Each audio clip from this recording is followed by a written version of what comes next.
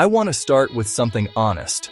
Self-awareness isn't a trophy you win overnight. It's a grind, a series of tiny, sometimes painful choices that add up. Today, I'm going to walk you through 8 specific habits that separate people who talk about growth from people who actually live it. Trust me, these are actionable and real. I've seen people transform when they stop pretending and start looking inward. I'm not talking about vague affirmations.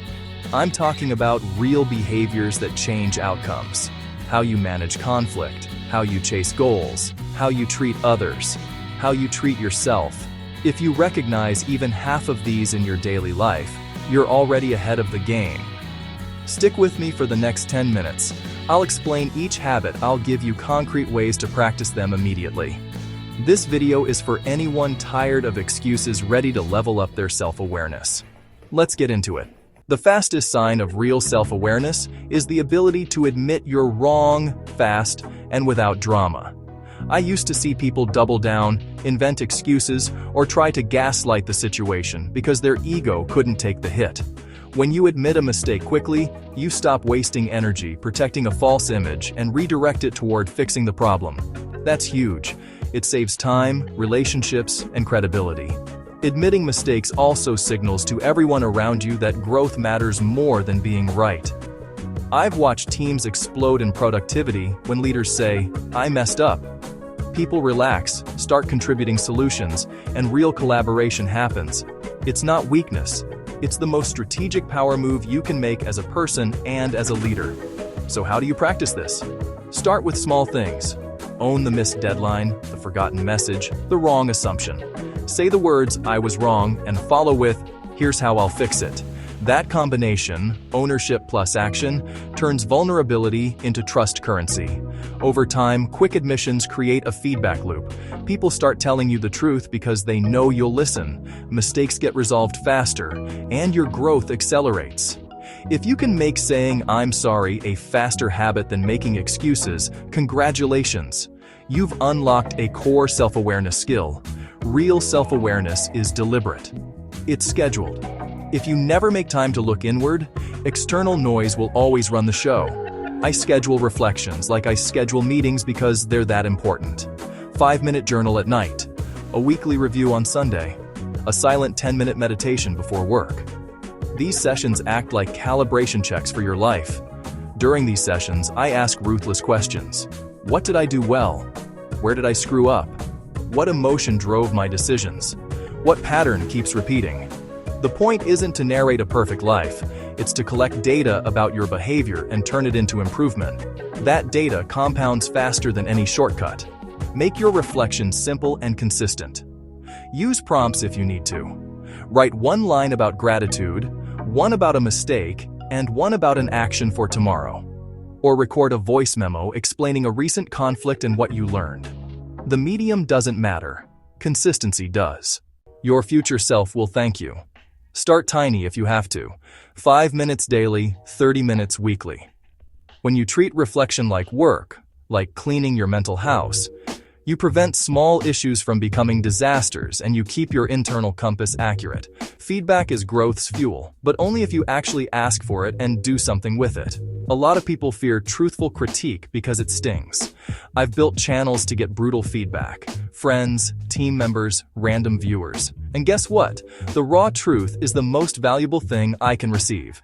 If you avoid it, you stunt your growth. Asking for feedback takes courage and specificity. Don't just say, "Tell me what you think." Ask, "What could I do differently in meetings? Where did I miss the mark on this project?" Specific questions produce specific answers. Specific answers are actionable. Then, crucially, act on them. Implement the change and report back. Acting on feedback shows you're committed to improvement. People will invest more honest input because they see it matters. That builds a culture of continuous development around you. If you delete feedback or shrug it off, you'll miss a powerful resource. Finally, separate the noise from the signal. Not all feedback is useful, but you'll only know if you welcome it consistently. Test suggestions.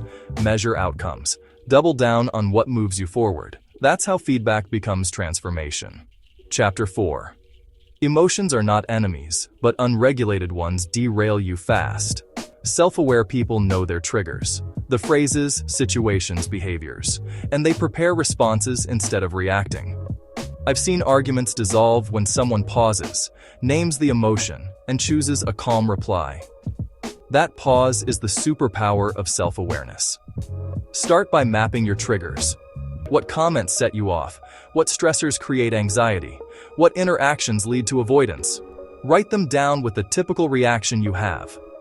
Awareness alone changes things because you see a pattern. Next, build regulation methods. Deep breaths, counting to 10, stepping away, using a grounding phrase like, "I'm reacting, I'll revisit this." Practice these in low-stakes moments so they work when stakes are high. It's training, like rehearsing a defensive move so you don't panic during a game. Over time, regulating triggers gives you control over the narrative of your life. You respond instead of react, you keep relationships intact, and you make clearer decisions. That's not just emotional intelligence, it's freedom. Chapter 5. Self-aware people don't pretend to be masters of everything. They map strengths and weaknesses honestly, then play to their strengths while mitigating weaknesses. I always ask myself, what do I do uniquely well? What should I never do alone? That clarity shapes decisions about collaborators, routines, and goals. Know your strengths so you can double down on them. Delegate. Learn around your weaknesses. If you're an ideas person, partner with executors.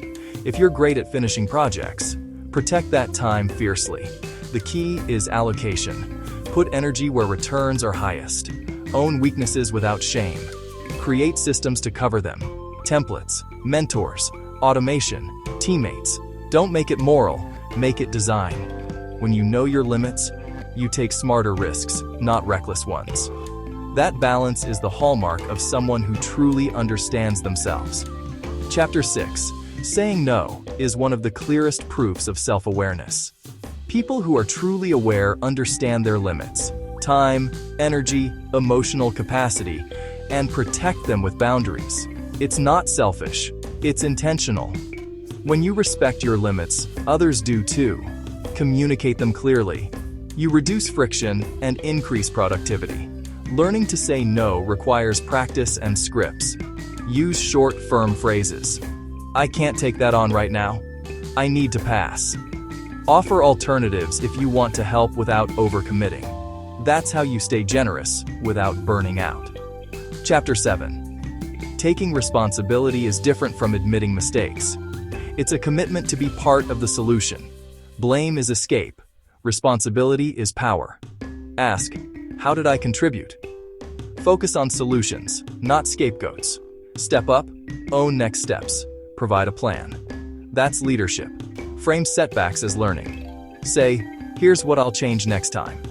People follow action. Dependable under pressure becomes your brand. Credibility. Chapter 8.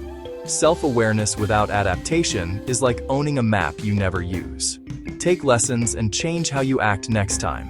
Test, fail, learn, adjust. Don't repeat patterns. Identify one lesson, one tweak. Small changes compound. Track what happens. If it worked, keep it. If not, iterate. Treat life like an experiment. Forgive past versions. Be intentional now. Notice, adjust, and move forward. Stop being controlled by old habits and start steering toward who you want to become. Outro.